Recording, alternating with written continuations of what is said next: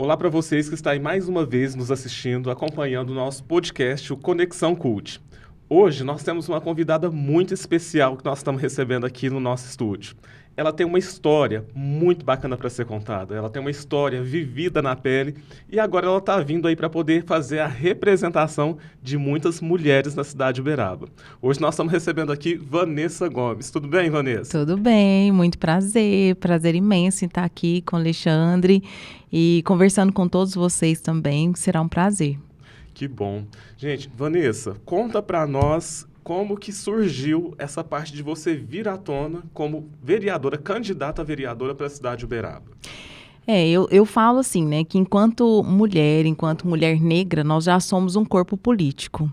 E aí, entendendo isso, eu entendo que eu preciso ocupar alguns espaços políticos, principalmente lutando pela questão de ter mais representatividade, né, de ter mais mulheres nesses espaços, nesses lugares, trazendo mais essa representatividade.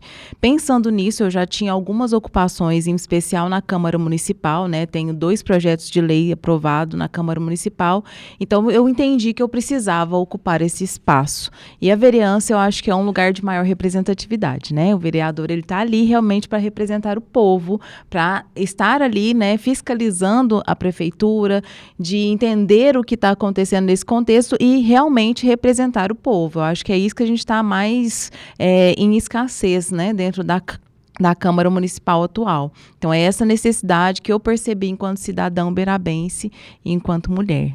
Sim, e é importante ressaltar o seguinte, quando você diz do quesito de espaços, né, que nós precisamos ocupar os espaços. Sim. E fala até pela visão como cidadã que você tem, como profissional da área da saúde. Para quem não sabe, gente, a Vanessa, ela é técnica e é formada, é graduada em enfermagem, né, Vanessa? Isso. E tem um trabalho muito bacana aqui na cidade de Uberaba. Fala um pouquinho desse projeto seu, que ele já é vitalício dentro da cidade de Uberaba. Sim, eu comecei em Uberaba, né, atuando, inclusive eu falo muito da minha maternidade, né, eu acho que algumas mulheres podem se identificar com isso, que a partir do momento que a gente se torna mãe, eu falo que é passar por um portal, onde você nunca mais volta a ser quem era antes. É uma força, é uma garra, é uma vontade de fazer mais que não cabia em mim. E aí foi dissipando em projetos na minha vida. O primeiro projeto que nasceu foi ser doula.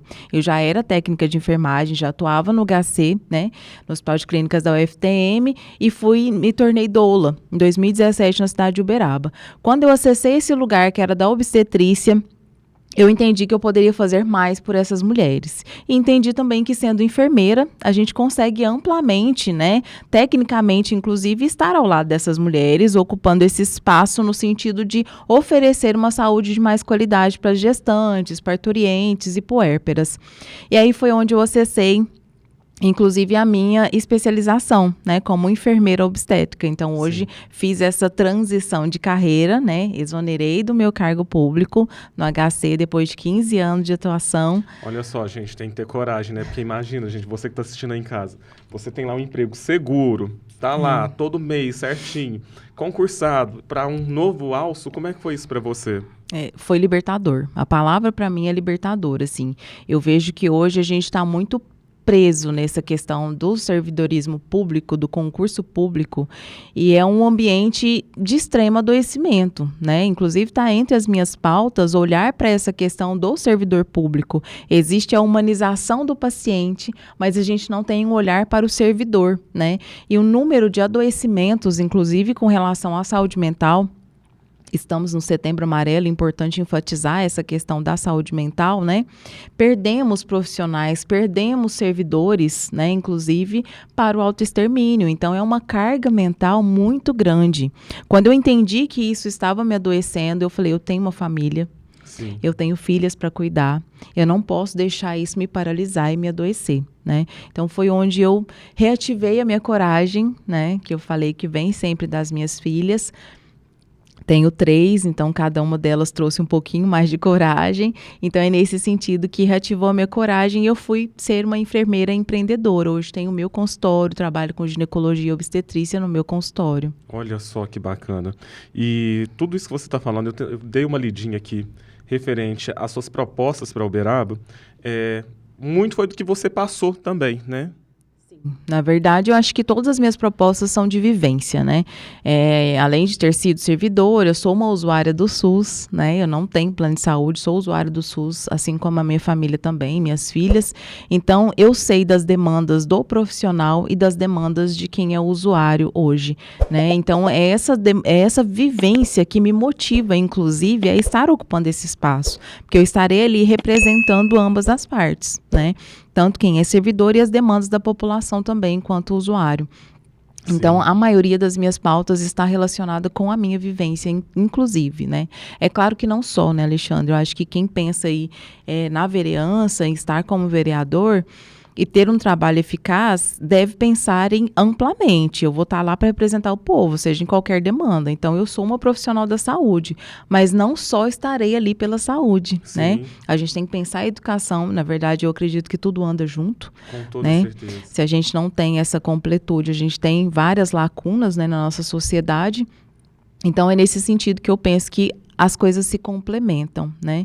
Mas a gente tendo uma carga de conhecimento e dominância, né, dentro de um setor, no meu caso a saúde, em especial a saúde da mulher, eu acho que isso já tem uma relevância gigantesca para a nossa sociedade avançar. Sim, era esse um dos pontos que eu queria tocar com você.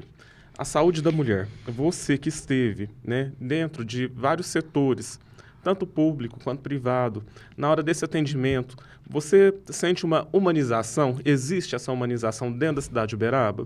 Ótima pergunta, porque é algo que a gente se faz todos os dias, né? Na verdade, o que é a humanização? Né?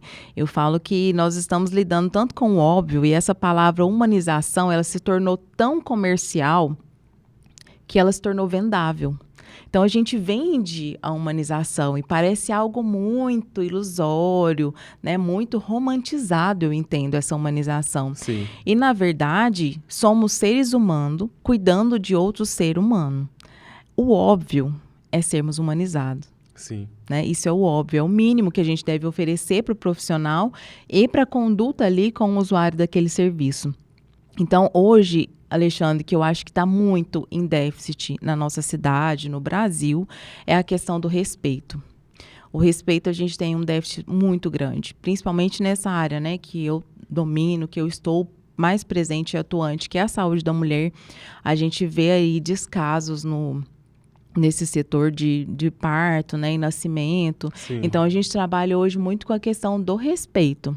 Né? Se eu respeito você, eu tenho por obrigação ser humanizado. Exato. Né? Então, é algo que vem numa escala maior, que seria o respeito. E esse a gente está precisando cobrar cada vez mais nos espaços em que a gente chega para ser atendido. E principalmente voltado para o lado da saúde, né, Vanice? Porque vamos falar que você chega numa unidade de atendimento hoje. É uma coisa que é uma curiosidade minha, inclusive. Como que é o processo de seleção para a pessoa poder trabalhar e ocupar aquele espaço? Seja desde o primeiro atendimento ali, porque eu também sou usuário de SUS, gente. Desde aquele primeiro atendimento que você chega ali, que você vai fazer a triagem, né? Até chegar onde você tem que chegar. Porque, assim, Uberaba tem bastante recurso no quesito que eu falo, de aparelho, Sim. de espaços. Só que a demanda que tem, ela não tem uma gestão de um formato que atende a cidade. Exatamente. Né? E você percebe também que não tem demanda, que não tem olhar para a minoria? Sim. Para aquela pessoa que mora lá, vamos falar assim, bem afastado. Não tem a unidade de saúde básica ali para aquele público. Que seja consistente e que atenda a demanda dessa comunidade, né? Sim. Inclusive, está entre as minhas pautas esse olhar para a minoria, né? Porque, além de ser uma mulher negra, eu moro em periferia. Então, a gente percebe que é sempre uma população à margem, né? Sempre vulnerável, sempre na escassez de um atendimento. E quando tem esse atendimento, ele não é com qualidade. Então, é aquilo que você começou falando da questão de quem são esses profissionais que estão ali nessa linha de frente para prestar esse atendimento. Na maioria das vezes, ele não tem essa dominância, principalmente na comunicação. Sim. Né? Em especial nessa questão de conseguir dialogar com aquela pessoa, realmente olhando para ela com respeito. Né? E atendendo as demandas que são muito necessárias, que são muitas demandas, são muitas vulnerabilidades quando a gente fala de periferia. Sim. Né? Quando a gente fala de vulnerabilidade, nós falamos também de periferia e automaticamente a gente sabe que uma coisa que precisa vir junto, tem que andar junto, a cultura. Sim. Levar cultura para todos, né? Sim. E nós aqui podemos falar que bem carente dessa parte, Sim. né? Você tem algum projeto voltado para a cultura, Vanessa? Eu vou te falar, Alexandre, que eu tenho cultura dentro de casa, né? Sou esposa de um ator, né, poeta, então eu tenho a cultura dentro da minha casa. Eu entendo quanto os artistas da cidade são desvalorizados. Eu entendo, Alexandre, inclusive, que a gente precisa valorizar a cultura da periferia. A cultura já acontece na periferia, o que falta é apoio. Então, a gente tem em Uberaba uma cultura riquíssima, os grupos de congado. Isso é cultura e acontece na periferia. Eles se reúnem na periferia, se organizam na periferia e vêm para o centro da cidade. Fazer uma observação lá dentro disso que você está falando, gente, congado. Uberlândia, nossa cidade vizinha aqui, a maioria das pessoas não gostam que fala, né? Sim. Mas tem um congado que é a coisa mais linda que vocês possam imaginar. Mas, assim, é uma festa maravilhosa. Apesar que Uberaba também, a gente vê que, assim, tem o congado aqui, mas observa-se que, às vezes, é dividido por grupos. Um faz um congado de um jeito, outro faz outro congado de outro. Ou seja, acho que podemos falar que são... Eu ia falar aqui brincando, mas essa parte a gente não tem como falar desse formato. Mas, assim, vê que é um povo unido, diferente da cidade de Uberaba. E aqui a gente vê que o quê? Nessa parte de recursos, né? Não vem recurso para cá. Eu acho que, na verdade, é o formato com que a cidade trata esses grupos, realmente dividindo em grupos. Sim. Porque eles são organizados, eles estão unificados, porém divide-se em grupos. E o que eu percebo de Uberaba, Alexandre, é que é uma questão muito folclórica, né? Então, para o 13 de maio, é uma apresentação na prefeitura, é algo que vai acontecer, um evento importante, que é o pessoal da Congada na frente, né? E não é folclórico. Né? Eu acho que, na verdade, é aquela situação e aquele pessoal, aquele povo que a gente devia pedir bênção, inclusive, sabe? Que tem um saber, uma sabedoria que passa de família para família. Então, é uma cultura gigantesca que já acontece na periferia. Por exemplo, o movimento Islã, né? Que é algo que o meu marido participa, tem outras pessoas que levam o Islã.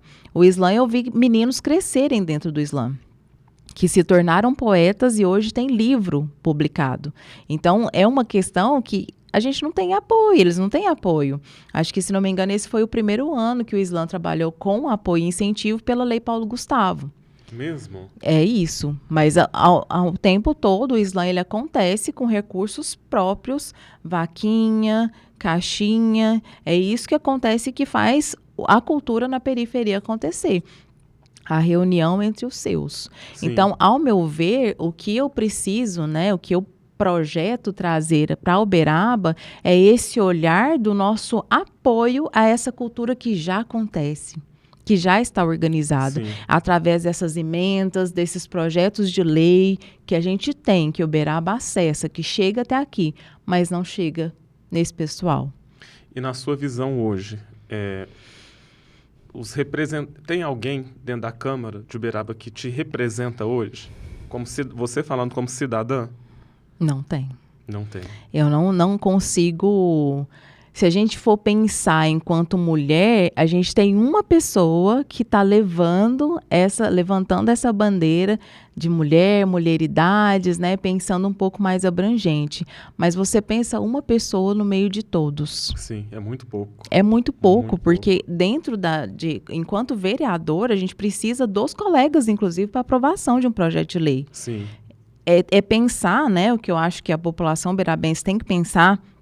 Estamos muito próximos, né, a 16 dias, se não me engano, das eleições municipais, da eleição municipal, é pensar o quanto de representatividade a gente tem para diálogo. Né? Então, se eu não tenho mais representatividade feminina, eu não tenho, inclusive, o entendimento das pessoas, o quão necessário e urgente é a pauta feminina. E você teve dificuldade quando você idealizou o seu projeto de lei, quando você foi levá-lo para votação, você teve uma dificuldade como cidadã de falar assim, nossa, eu preciso de alguém que me ajude a implementar e levar isso à frente. Sim. Foi difícil para você? Foi difícil, a gente teve, né, uma pessoa que comprou esse projeto com a gente e que foi de extrema relevância, assim, enquanto estava na mão de um homem, não foi para frente, não evoluiu. E depois que a gente teve essa pessoa, né, que é a Rochelle, que pegou com a gente, né, esse projeto de lei da violência obstétrica, a gente conseguiu deslanchar. Porque é isso a questão da representatividade que eu estou falando. Não basta você se identificar com algo, você precisa ter uma representatividade, né? Então, ter alguém que entende que não só passou por aquilo, né? Porque não necessariamente você tem que ter passado, mas que tem um entendimento de dialogar com relação a esse projeto, a gente já tem uma grande relevância e um aliado ali dentro, né? Então, hoje eu acho que um dos maiores déficits que a gente tem é esse, de não ter com quem dialogar. Sim. E precisa de um representante, pelo menos, que já vai lutar bastante para conseguir as outras votações, né? E fala para nós, estou vendo aqui dos seus projetos, você tem mais projetos de lei vindo por aí, né? Sim, pensando na população, pensando nas pessoas. Como eu acho que a gente fechou bem essa questão mulheres, maternidade, mães, né? Nós temos desde 2016 funcionante em Uberaba a lei da doula, né? Que nós conseguimos uma regulamentação dela porque atuando a gente percebeu que ela não era funcionante, né? Então, tinha hospitais que mesmo com a lei ainda barrava a nossa entrada. Na pandemia, a gente teve um descaso gigantesco, a gente praticamente foi impedida de entrar quando a gente estava, né? E mesmo sendo lei. A mulher quase foi, os retrocessos quase aconteceram se a gente não tivesse lutado por isso. Fomos para o Ministério Público e, enfim, fizemos a coisa acontecer, retomamos a questão da entrada da doula. Depois nós viemos, né, em 2022, com a aprovação da PL que fala sobre a violência obstétrica, e isso a gente entende a importância e a potência desse projeto, porque quando a gente fala de violência obstétrica, algumas pessoas atrelam muito a questão médico, profissional que está diretamente ligado ali àquela mulher, assistência à mulher. Mas, na verdade, a gente fala de uma violência institucional. Desde o momento que essa mulher chega na recepção, ela pode ser violentada. Sim. Às vezes é negligenciado o atendimento dela. A gente passa muito por isso quando, por exemplo, a gente leva uma gestante que está em trabalho de parto, mas não é aquela gestante que manifesta, né? Que não está gritando, que não chega com uma urgência. E o atendimento dela é negligenciado. A dor dela é negligenciada. Qual que é a providência, no caso, você participando disso, a quem que vocês recorrem? Porque, assim, você está dentro de um hospital, você quer um pedido de socorro, você quer um atendimento, você precisa, né, daquele profissional que está ali. E quando existe esse descaso, né, vamos falar assim, com o paciente chegando, qual que é a providência? Como que vocês se portam perante a isso? Olha, eu tenho uma postura muito assim de recorrer aos meus pares, né? Então, quem é o enfermeiro responsável, quem que é o médico responsável, porque o atendimento à gestante, ele é urgente, ele não dá para esperar, né? E a gente não tem que ficar esperando o entendimento daquela pessoa que talvez não tem mesmo conhecimento, mas aí a gente volta naquela questão do não humanização, mas do respeito. Sim. Né? Você está lidando bem lá no início, da humanização. Sim, a gente está lidando com outro ser humano, então o mínimo é respeitar, independente do seu conhecimento ou não com relação ao caso daquela paciente. Então, a gente recorrer mesmo aos pares, entender quem é o responsável pelo setor. E o que a gente fala muito, Alexandre, para as mulheres, encorajando elas, né, a fazer a denúncia, se não ficou satisfeita, porque a violência obstétrica ela pode acontecer, inclusive, no pré-natal. Não só no momento do parto. Mesmo? Dentro de consultório, a gente vê muita mulher sofrer violência. Né? Que seja verbal, que seja física, mas é importante essas mulheres entenderem que isso acontece, até dentro do consultório. Então, para ela ter esse entendimento, que é importantíssimo ela dar essa devolutiva. Então, o primeiro canal de comunicação para denúncia é a ouvidoria do hospital. Sim. A instituição precisa saber o que está acontecendo, porque senão fica acontecendo sem ninguém saber, né? Ela é como se fosse um caso isolado. Né? Se uma mulher se manifesta, se ela encoraja outras mulheres, inclusive, né? Eu acho que os relatos de parto a gente sempre encoraja a mulher a fazer, porque encoraja a outra, né? Então, eu falo que é uma pegando na mão da outra e se fortalecendo mesmo. Então, o primeiro canal de comunicação é a ouvidoria. Se é pelo um plano de saúde, eu acho importante a denúncia na ANS, a Agência Nacional de Saúde. Né? Então, são canais de comunicação que, às vezes, a mulher não sabe que ela pode, né, aí, ir atrás disso para ela ter os seus direitos garantidos, porque é lei. Né? Sim. E fechamos agora, né, em 2023, a questão da entrada da enfermeira obstétrica. Mais um projeto de lei que foi aprovado. Olha só que maravilha, gente, porque antes não podia, né? Eu sou enfermeira obstétrica, já atuei como doula, mas para os hospitais eu ainda continuo sendo doula. Qual que é a complicação disso? A doula é uma pessoa que é a mulher que serve a outra mulher, mas ela não faz nada que é de ordem técnico. A enfermeira obstétrica, inclusive, ela faz a recepção do bebê, então eu posso estar atuante, né? Ninguém fala que faz parto, tá, gente? Pelo amor de Deus, ninguém vai fazer o seu parto, mulher. Quem faz o parto é você mesmo, tá? Se não for uma cirurgia, é você que vai estar fazendo o seu parto. Nós estamos ali prestando uma assistência, né? Então, eu posso prestar assistência do início ao fim do parto, enquanto enfermeira obstétrica. É as antigas parteiras. Sim. Né? Hoje a gente estudou, passou por uma especialização, né? E temos aí, apesar de que eu acho as parteiras, né, ainda com conhecimento muito mais gigantesco que nós, né? Tem uma sabedoria, um saber ancestral. Mas é nesse sentido de entender que a enfermeira obstétrica tem capacitação técnica para isso. E outra questão de entender que nós não estamos ali para dividir com médico, com fisioterapeuta, com psicólogo. É cada um, né? Hoje nos grandes centros já tem muito isso, né? Equipe multiprofissional atuando para melhorar a qualidade dessa assistência. Sim. Então é todo mundo junto, né? Na verdade, separado. E eu fico pensando, gente, não tem condição, um exemplo, barrarem um atendimento em prol de que achar que não está fazendo parte. Ou que vai tirar o espaço de alguma outra pessoa perante aquilo ali. Exatamente. É para somar, né? Na verdade, não é para dividir, é para somar. Sim. E é uma questão, Alexandre, que a gente percebe muito que a gente vivencia mais no SUS. Né? Então, olha aí a questão desse separatismo, dessa negligência, né? Desse não acesso das mulheres do SUS. Quando é equipe particular, plano de saúde, a gente consegue entrar. Às vezes, quando é SUS, a gente é barrado. E olha só, e pelo SUS era para ser mais liberado ainda, né? Exato. É essa questão eu que a falo gente que são demandas, gente, que assim, na hora que você for escolher o seu candidato, sua candidata, em quem você for votar, você tem que saber que a pessoa tem que ter uma especialidade. Para quê? Para quem que ela vai lutar? O porquê? Quais são as demandas que a pessoa vai atender? Exato. Porque em prol disso, vamos supor, você vai lá e coloca uma pessoa que você não sabe. Hoje, nós precisamos do quê? Da pessoa que ela tem especialidade. Ela vai lutar por aquilo para poder te ajudar da melhor forma. E como nós estamos vendo a nossa bancada aí da cidade de Uberaba, eu tenho certeza, vou falar isso com conhecimento de causa e por pessoas que eu já entrevistei, que não tem candidata perante com um projeto desse. Né? Que é voltado para as mulheres, que é voltado para uma causa bem específica. Sim. Então, lembra o pessoal qual que é seu número aqui, ó, para essa câmera aqui você pode falar para eles. Vanessa Gomes, 12112, não se esqueça, para que a sua voz prevaleça, vote Vanessa. Nesse sentido, né, assim, se eu puder também, Alexandre, ressaltar o que você disse, Sim. Eu vejo, né, andando nas ruas, aí conversando com as pessoas, eu vejo um desânimo muito grande com relação à questão política. Sim. E as pessoas estão desanimadas e desacreditadas. E eu posso separar exatamente o que existia da velha política e da nova política. A velha política é aquela política de promessas. Sim.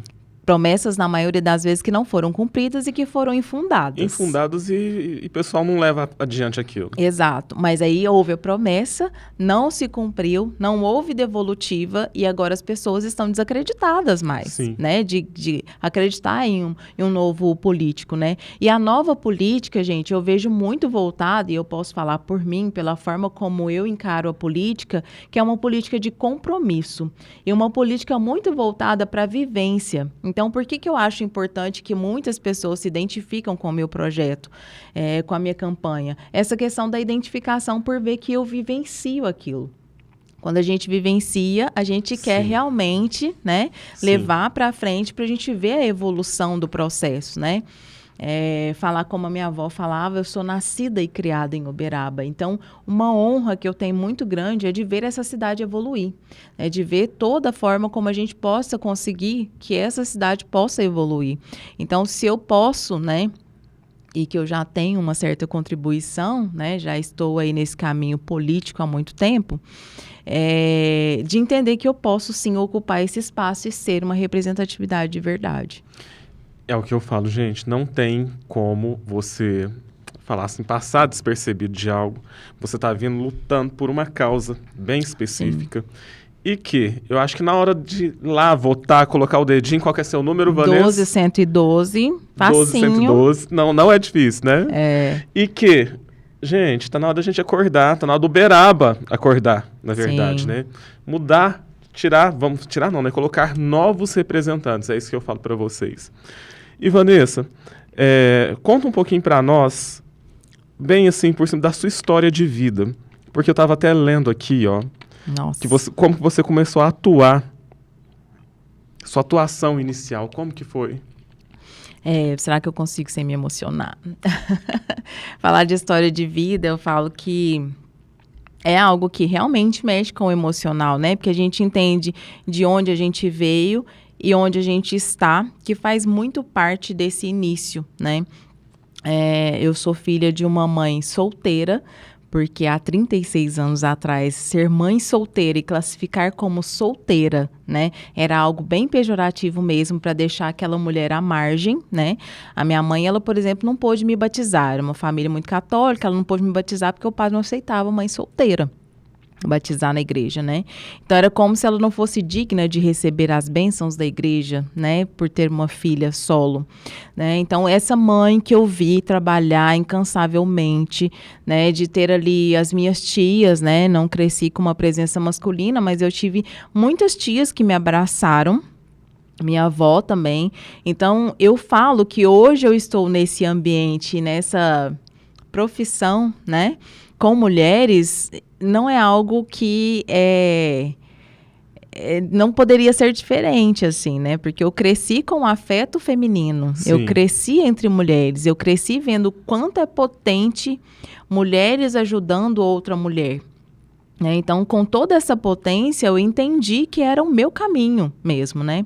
E aí, não por acaso, eu tenho 3 filhas, olha 3 só, meninas. Gente, mas 3 meninas. Que eu entendo que veio para consagrar que é esse mesmo o meu lugar, é ao lado de mulheres mesmo que eu vou crescer, porque eu aprendo todos os dias com as minhas filhas, né? Então, assim, a minha família é a minha base, essa base de mulheres fortes, resilientes, resistentes e persistentes, né? Não foi fácil, eu sei de muita abnegação que elas tiveram para que hoje eu pudesse estar onde eu estou, para que eu pudesse ter acesso a estudo que elas não tiveram, né? Para que eu não precisasse repetir o que elas fizeram, né? Ali numa escala de sempre ser o mesmo trabalho, babá, empregada doméstica, que não é desmerecendo, né? Sim. Mas que essas mulheres, elas conseguem, na maioria das vezes, não estudar, inclusive. Sim, eu costumo dizer, né? É um fato, isso é histórico, né? Histórico. Que se a mãe trabalha numa casa, a filha, quando cresce, vai trabalhar ou pro filho ou pro mesmo patrão e por aí vai. Exatamente. E que, graças a Deus, né, a história, nós estamos mudando esse cenário, está sendo mudado. Exato, então eu fico muito feliz mesmo, assim, honro todos os dias essas mulheres que vieram antes de mim, que lutaram para eu ocupar hoje o espaço em que eu estou ocupando, né? Eu falo que a gente honrar os nossos ancestrais é entender, inclusive, o caminho que eles tiveram, né? A gente costuma falar que os ancestrais, eles vieram cavando no facão. Com toda certeza. Para que hoje a gente tivesse uma estrada asfaltada, né? Então, é nesse sentido que eu tive mulheres que pegaram um facão e tiraram todos os matos, e hoje o caminho que eu sigo é um caminho asfaltado, de linha reta, sem curvas e com muita, muita certeza do que está fazendo. Olha só, isso é muito importante mesmo. E o mais bacana, pessoal, representatividade. Representatividade, coerência, né, inteligência e o olhar para o próximo. Isso é muito importante mesmo. Vanessa, eu quero te agradecer por ter vindo, obrigada. Por ter cedido esse tempo, o seu tempo, ter dado entrevista aqui para nós e para você fazer suas últimas considerações, falando também novamente o seu número para a câmera. Sim, eu acho muito importante esse espaço, né? Eu que penso e sempre dialogo com o coletivo, eu acho que é importante a gente divulgar, né? E que bacana que temos esse espaço aqui, Alexandre, te parabenizando também, para a gente conseguir divulgar essa nova política, essas pessoas que estão chegando realmente com força de vontade de fazer mudança, né?